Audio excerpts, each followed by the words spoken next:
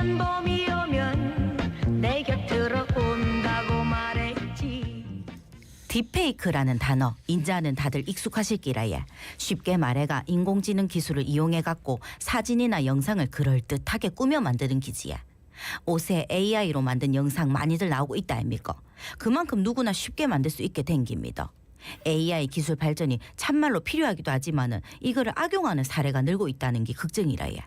AI 전문가와 함께 요 딥페이크에 대해 단디 알아보겠습니다. 네, 한국전자통신연구원 AI안전연구소 김명주 소장님 전화로 모셨습니다. 안녕하십니까? 네, 안녕하세요. 예, 소장님 반갑습니다. 자, 오늘 질문 좀 드릴 텐데 요즘에 보면은 생성형 AI 프롬프트 입력창에 간단한 문장을 몇 개 입력을 해도 영상 이미지를 쉽게 만들 수가 있지 않습니까? 불과 네. 몇 년 사이에 급속도로 확산하고 있는 것 같은데 소장님께서는 지금 좀 어떻게 보고 계십니까? 네, 그 챗GPT가 나온 지가 이제 딱 3년이 돼 가는데 네. 그 사이에 이제 말뿐만이 아니라 이미지 그다음에 동영상 만드는 AI도 같이 발전을 했어요. 네. 뭐 미드저니, 스테이블 디퓨전 최근에는 이 몇 마디 말만 하면 동영상을 탁 만들어주는 프로그램들이 많은데 뭐 캔바라든지 이런 경우는 최근에 텔레비전에서도 광고를 하더라고요. 그래서 일반인들이 이제 몇 가지 이야기만 집어넣으면 바로 동영상이 만들어져서 근데 문제는 이게 AI로 만든 건지 진짜 카메라로 찍은 건지 구분이 안 되는 게 문제인 것 같아요. 예, 맞습니다. 이 딥페이크 영상인지 그러면 아닌지 육안으로 우리가 알아챌 수 있는 방법은 없습니까? 불과 몇 년 전까지는 육안으로 알아볼 수가 있었어요. 네. 예를 들면 그냥 언뜻 볼 때 좀 조잡하네 뭐 이런 것도 있고요. 네. 이제 얼굴을 바꿔치기 하는 경우는 얼굴 이렇게 주변에 이마라든지 이런 데가 좀 약간 어른어른 이렇게 눈으로 좀 이상하다라고 생각하는 게 있었는데 또 어떤 경우는 이제 그 눈을 깜빡이지도 않고 눈동자 초점이 좀 이상한 경우도 있고 또 화면이 좋으면 가만히 들여다보면 이렇게 사람의 그 피부의 그 혈류 흐름 같은 게 보이는 경우가 있고 안 보이는 경우가 있어요. 뭐 그래서 최근까지는 그렇게 했는데 요즘에 나오는 것들은 그것까지 이제 딥페이크를 찾아내는 기술까지 반영을 해서 네. 그걸 다 피해가게 만듭니다. 그래서 사람 육안으로는 이제 고가의 소프트웨어를 사용할 경우는 거의 찾기 힘들고 이제 AI는 또 AI로 찾아야 되는 또 그런 상황이 벌어졌습니다. 네, 이게 지금 3년 만에 일어난 일이기 때문에 시간이 더 지나면 더욱 더 정교해져서 구분이 더욱 어려우실 것 같은데요. 이게 개인이 아닌 기술적 측면에서 딥페이크 영상을 가려낼 수 있는 방법은 뭐 현재 어느 정도 진척돼 있는지 이런 것들도 궁금하거든요. 네, 그 작년 9월달에 우리나라가 그 딥페이크 때문에 아마 초중고에서 한번 큰 일이 벌어졌었는데 네, 그 당시만 네. 해도 딥페이크 영상인지 아닌지를 사람 눈으로 못하니까 이제 딥페이크 탐지 소프트웨어라는 게 있어요.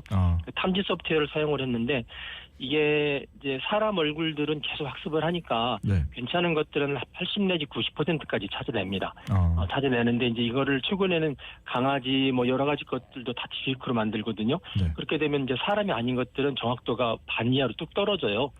그래서 사람 이외의 것들 가지고 동영상을 만들면 이게 딥페이크지 아닌지 찾는 게 굉장히 떨어지고 또 하나는 이거를 바로바로 이렇게 실시간으로 찾지 못하고 프로그램을 이렇게 쭉 돌려 찾는 거기 때문에 네. 뭐 인터넷상에서 쭉 방송될 때 이게 딥페이크다 아니다 이렇게 떠주면 좋은데 아직까지는 기술이 거기까지는 못 쫓아간 것 같습니다. 예. 네, 저 연구소에서도 최근에 이제 그것 때문에 딥페이크 연구를 시작을 해서 최근에 이제 실시간으로 탐지하고처럼 뭐 사람 뭐 그다음에 동물, 사물 이렇게 섞여 있을 때 그래도 탐지할 수 있는 기술을 지금 개발하고 있습니다. 네. 예.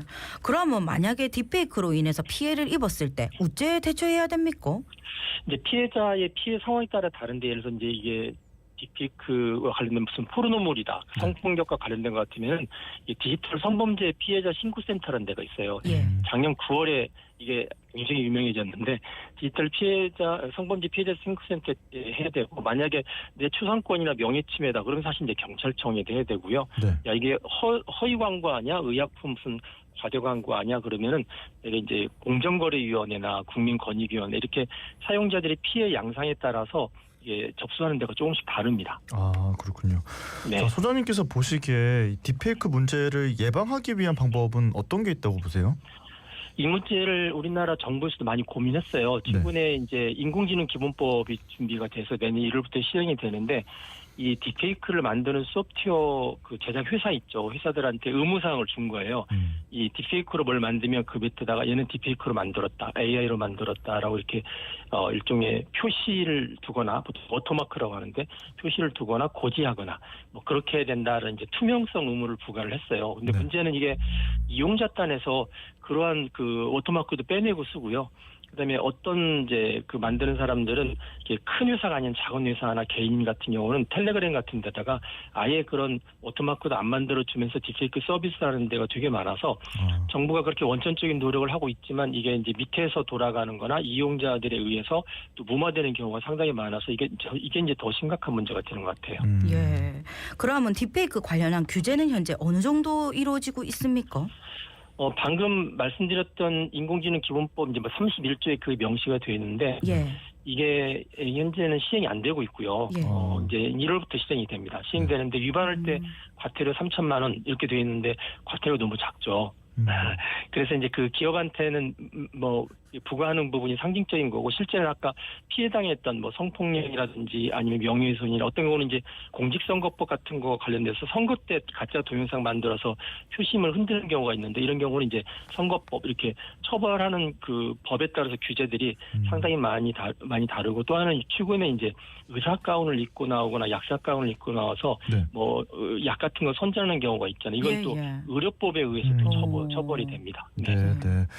자, 지금 뭐 분명히 문제는 있어 보이고 규제가 확실히 있어야 될 것 같다라는 생각이 들기는 하지만 이게 전 세계적으로 AI 산업이 막 발전하고 있기 때문에 과도한 규제가 우리나라의 또 AI 산업 발전을 저해할 수도 있다 이런 우려도 분명히 있을 것 같습니다. 이게 네. 너무 심하게 규제를 하기도 그렇고 너무 풀기도 그럴 것 같은데 어떤 대책이 필요하다고 보세요? 이게 이제 딥페이크라는 말이 최근에 그 성범죄 때문에 약간 그 부정적인 이미지가 되게 강해졌어요. 그 네. 이름 자체가 페이크란 말이 가짜라는 뜻이거든요. 네. 이제 딥러닝이고 그런데 이제 이걸 보통 영상이나 광고 만들 때 많이 사용해요. 예를 들면 어느 배우의 30년 전 모습을 찍고 싶다. 그러면 옛날에는 특수분장을 하거나 다른 사람 대역을 쓰거나 그렇게 했는데 네. 요즘은 그 사람 세워놓고 AI 돌리면 바로 젊었을 때 30년 전 모습으로 돌아가거든요. 보통 이제 그걸 딥 에이지라고 하는데 네. 예. 또 돌아가신 분들이 영화에 나오시는 경우가 있어요.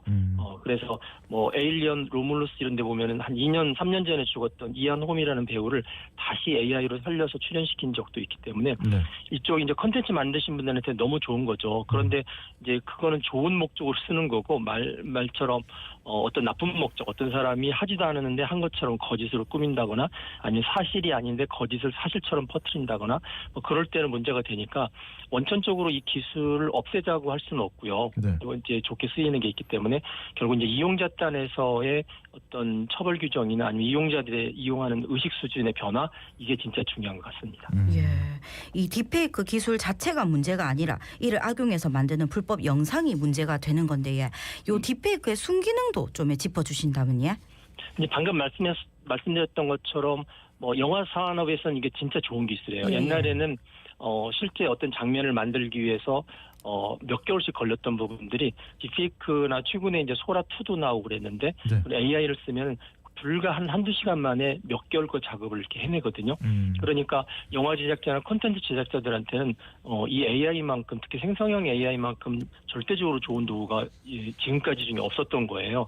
그러니까 이제 생산성, 이 콘텐츠 생산성이 진짜 좋지만 그럼에도 불구하고 이제 나쁜 의도로 쓰면 피해자들이 발생을 하잖아요. 명예훼손이라든지 아까 성범죄라든지 뭐 공직선거에서는 이게 사용이 되면 우리나라 민주주의의 근간을 흔들 수 있기 때문에 표심이 바뀌니까 네네. 그런 부분들은 또 이제 순기능 못지않게 굉장히 중요한 악기능이 되는 거죠. 네. 자, 그리고 또 하나 짚어볼 부분이 요즘에 초등학교, 중학교, 고등학교 또 대학생들까지 오픈형 AI 활용해서 숙제도 하고 과제도 하더라고요. 근데 이제 좀 우려되는 게 어떤 문제가 나왔을 때 어떻게 풀지 스스로 고민을 좀 하는 시간이 참 중요한 것 같은데 네. 곧장 AI에게 물어보는 아이들이 많아지고 있다고 하는데 이런 현상 좀 네. 어떻게 보십니까?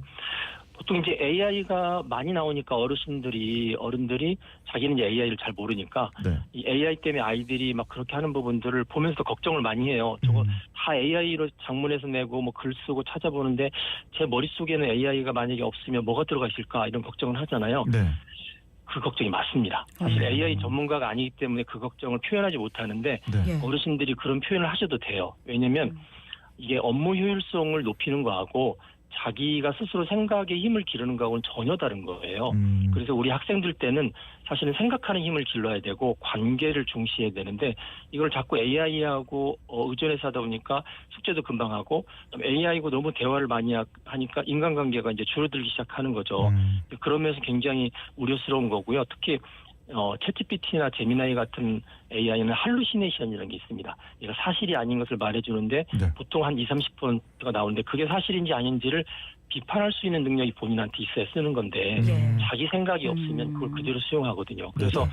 노르웨이 같은 데서는 이 비판력이 없는 아이들은 디지털 교육을 안 시키는 게 좋겠다. 그런 이야기를 하고 있습니다. 네. 예. 그런데 제미나이를 비롯해서 여러 AI 기업들이 미성년자들까지 사용층을 넓히고 있지 않습니까? 요 생성형 AI 사용 연령 제한을 낮추는 것에 대해서는 어떻게 보고 계십니까? 원래 챗GPT는 미성년자 사용 금지예요. 우리나라에 있는 클로바도 그렇고 제미나이도 그렇고 왜냐면 미성년자들이 접하면 안 되는 위험한 정보들도 그 안에 되게 많이 있어요. 그래서 그거를 이제 눌러서 이제 보통은 미성년자들이 사용 금지임에도 불구하고 한 14세 이상은 부모가 옆에서 지켜보면 쓸 수 있다. 그게 이제 현재 상태인데 네. 이제 이 AI 회사들이 자꾸 미래의 고객 확보를 노리는 거잖아요. 그러다 보니까 미성년자층까지 이제 내려서 그들이 컸을 때도 자기네 AI를 쓸 수 있게끔 하려는 일종의 마케팅 전략이고 좋게 보면 AI 안에 엄청나게 많은 지식이 있는데 배우는 학생들한테도 활용할 수 있는 기회를 줘야 된다. 또 그런 또 장점도 있긴 해요. 그래서 이 논쟁이 있긴 한데 충분히 이제 미성년자들이 이상한 걸 프롬프트를 넣어서 했을 때 문제가 되는 부분을 답을 안 해주는지를 충분히 검증하고 네. 인증받은 것들은 이제 그렇게 사용을 할 수 있다라고 생각을 합니다. 네. 자, 시간 1분 남아 있습니다. 마지막으로 방송 듣고 계시는 청취자분들께 한 말씀 남겨주신다면요? 네, 이 인공지능이 문제가 어떤 부분이 있냐면 너무 좋지만 또 너무 악한 부분도 사용이 될 수 있기 때문에 우리 이제 청취자분들이 들으셔야 될 것 같아요. 자꾸 보고 듣고 배워서 의식들이 사회가 바뀌면 우리 기성세대 의식들이 바뀌어야 되잖아요. 같이 바뀌어야 그래야 다음 세대들한테도 뭔가 한마디 할 수 있지 않을까라는 생각을 합니다. 네, 알겠습니다. 오늘 말씀은 여기까지 듣고 보내드리겠습니다. 고맙습니다. 고맙습니다. 감사합니다. 네, 지금까지 한국전자통신연구원 AI 안전연구소 김명주 소장님과 이야기 나눠봤습니다. 자, 10월 29일 수요일 아침 자갈찾음에